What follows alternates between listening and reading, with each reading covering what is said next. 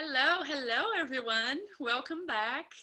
Today I am going to be talking with my friend Ariel. I'm Mayara, and today I'm going to talk with this beautiful friend Ariel. She is a practitioner of so many things.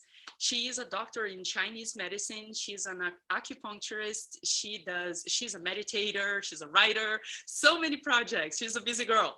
So today we're going to talk with her a little bit about her own experience with the struggles of a teenager, as pretty much all of us have been through. So I will go direct to her so we don't spend too much time just in here because it's going to be a short 20-30 minute interview. So how are you doing, beautiful friend? I'm doing great. Thank you so much for having me today. And I'm excited to talk to you.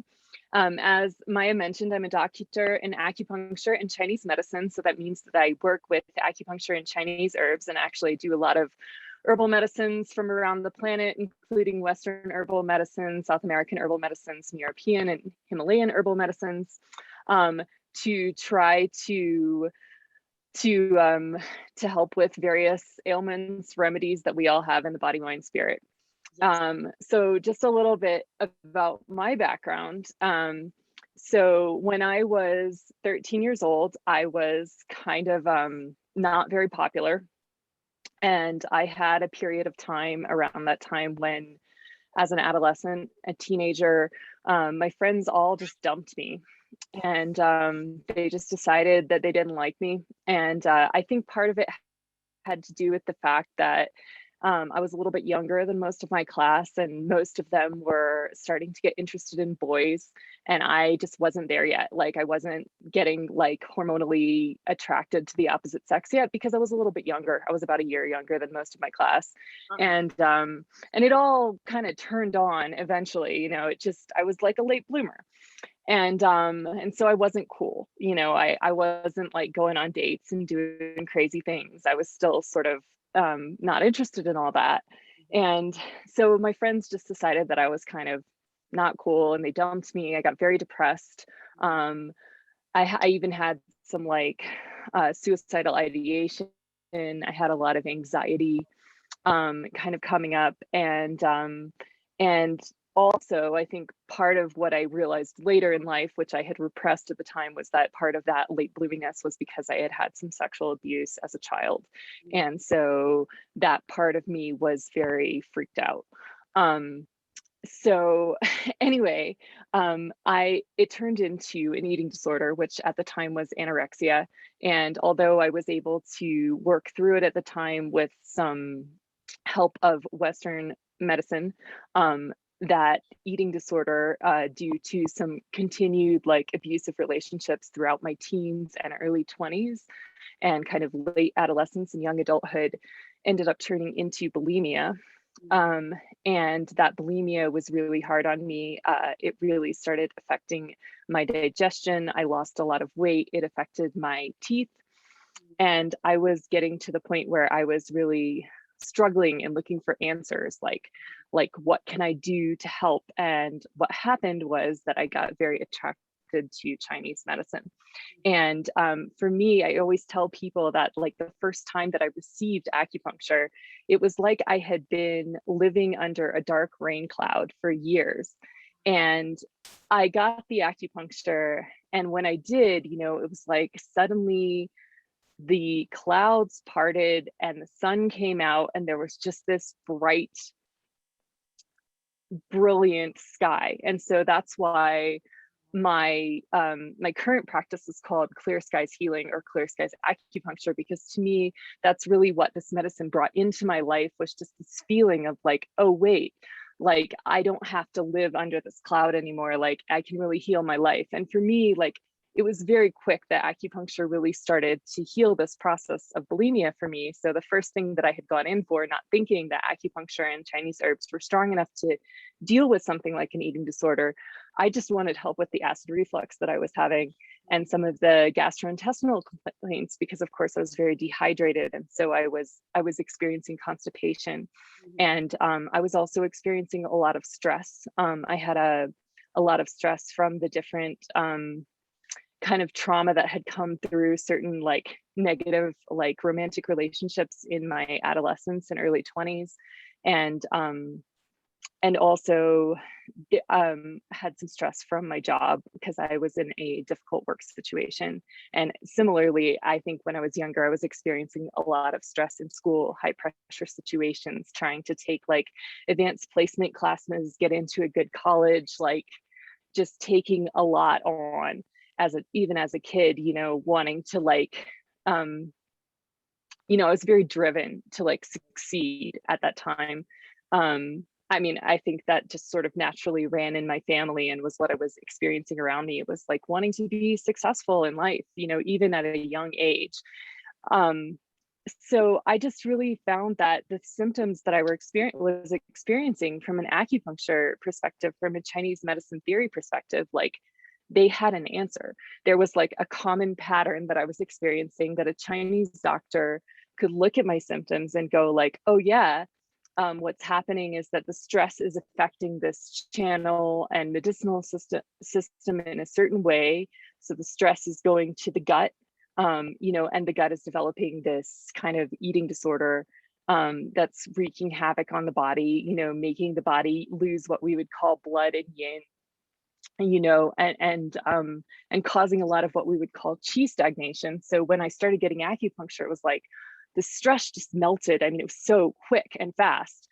And I started getting it every week, and like 6 weeks later, I mean, my life had totally started changing, which is when I started getting interested in Chinese medicine. And my acupuncturist suggested to me that I could take some Chinese herbs. So I got on a Chinese herbal formula, and for me, the formula was really helpful because it helped with the stress, and it also was very grounding. So it like kind of put me back in my body. So when I would experience these urges to vomit or to kind of purge after a large meal, um, I would be more grounded, would be able to kind of stop myself, and would be able to just actually allow myself to experience my body, to experience my feelings, to experience my heart, and could kind of reverse that cycle and not enter into it. So I was, cutting it off at the root, basically. And over time, with consistency on this herbal formula, with consistency with acupuncture, I was taking herbs every day. I was taking a fairly high dose because I had a fairly intense thing going on. And I also was getting acupuncture at one point twice a week. Although if you are worried about like affordability for that, certainly you can talk to most acupuncturists are relatively flexible to give you some sort of a discount on multiple sessions, or you can look into community acupuncture places where they have the capacity to treat like a larger number of people at a lower price. Yeah. And eventually, I'd say it took about 9 months, but my eating disorder completely disappeared and like didn't recur for, even the feelings that I had, after I had the anorexia in my teens and then developed into bulimia. I still had all these kind of feelings of negativity, depression, anxiety that were still like lingering and kind of causing the cycle to repeat itself. And then when it transmitted into bulimia, but the acupuncture really and the Chinese herbs kind of allowed me to let that go and to move into like feelings of joy again, feelings of self-confidence, feelings of self-love, and in capacity to be like grounded and aware of my own actions and aware of how to like fill myself fuller. So I would definitely, if you have a child in your life who's struggling with anxiety, depression, eating disorders, digestive problems, please consider Chinese medicine, consider acupuncture, especially if that child is not particularly needle phobic. I find that it can be a really valuable perspective, and also herbal medicine, even if the child doesn't want to work with the needles, can be really helpful to kind of reverse some of those patterns. Oh, that's beautiful, man. Thank you for sharing, Ariel. That's quite awesome. I feel like the more people can know, tools and practices and stuff that is out there that can be helpful. I feel like sometimes we hide a little bit of this stuff when it's happening, like as a family for some reason, whatever the reason is. And it's just like it keeps aggravating, you know? So I would love to hear a little bit, like, how would you say it would be for the parents to watch if they are kind of like suspecting that something is going on in that sense with their teenager? What would you say for them to watch for, some signs that would show up on that, you know, the beginning of these the circumstances per se, like the anxiety, the depression, something with the eating going on? What would you say for them to watch for?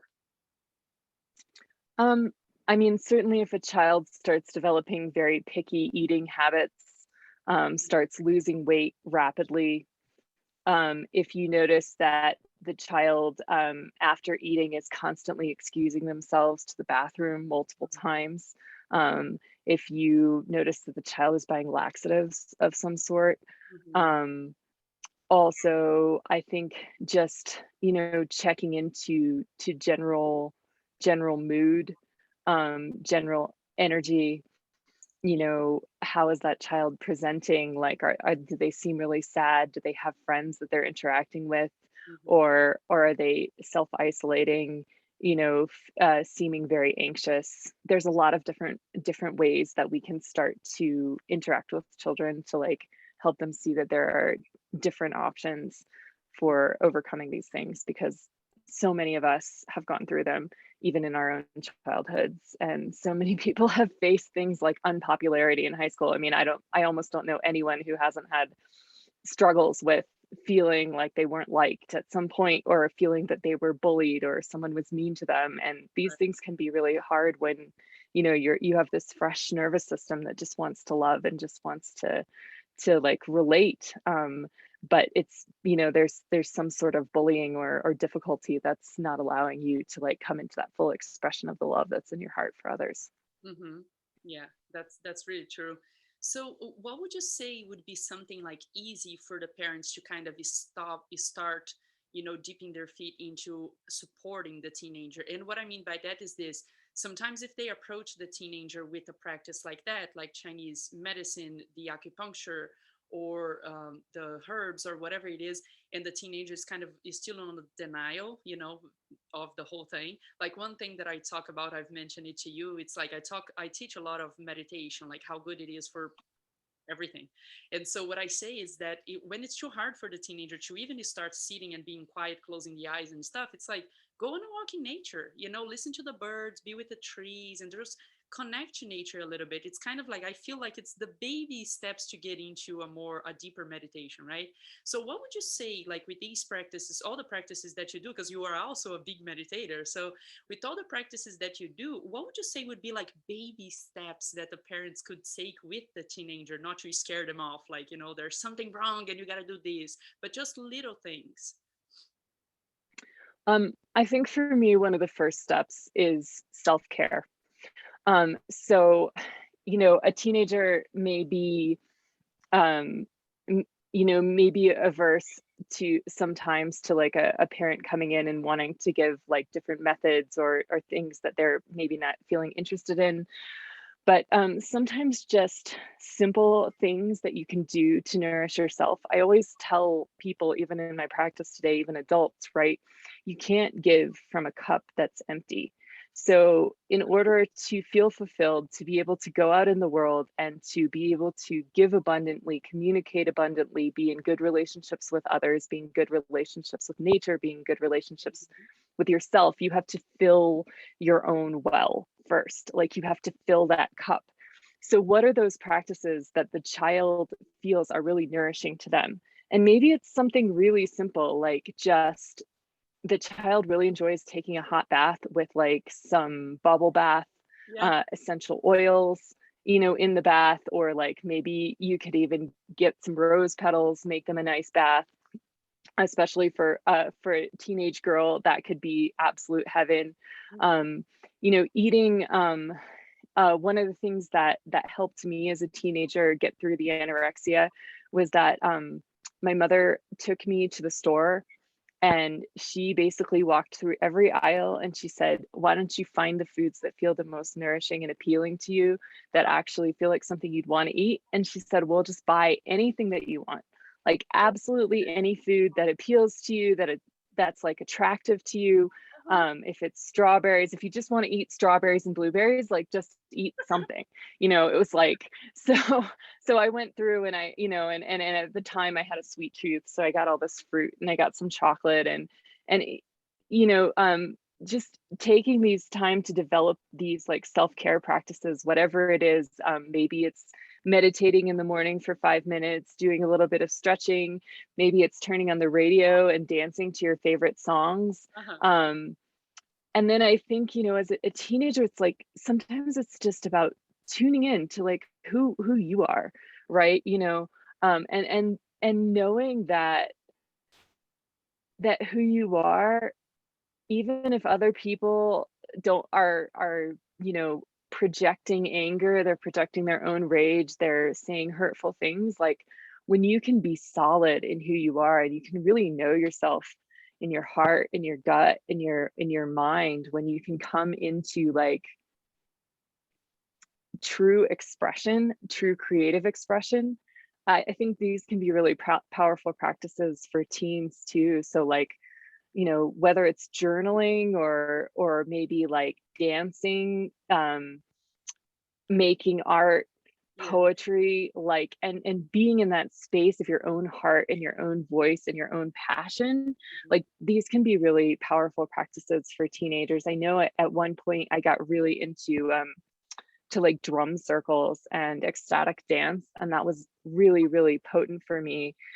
Just because I could go beat a drum and like let some of the anger out, let some of the sadness out. I could dance around at these kind of circles where there wasn't any judgment, where there wasn't any alcohol or drugs, Mhm. and where I could just kind of feel free to like express without judgment and maybe get out of the crowd that I might be in the school system too. So those would be a couple easy things that I would say is like creative expression and then just loving self-care, whatever that is for the kid. And especially if they have an eating disorder, if they want to just drink milkshakes and it's going to help them gain weight, like let them do it. Mhm. you know? Yeah. Yeah. So I love that. I especially that part actually with your mom taking you and like, let's do it the way that you feel good, because it's like, it's one of the things that I'm teaching on the mentoring.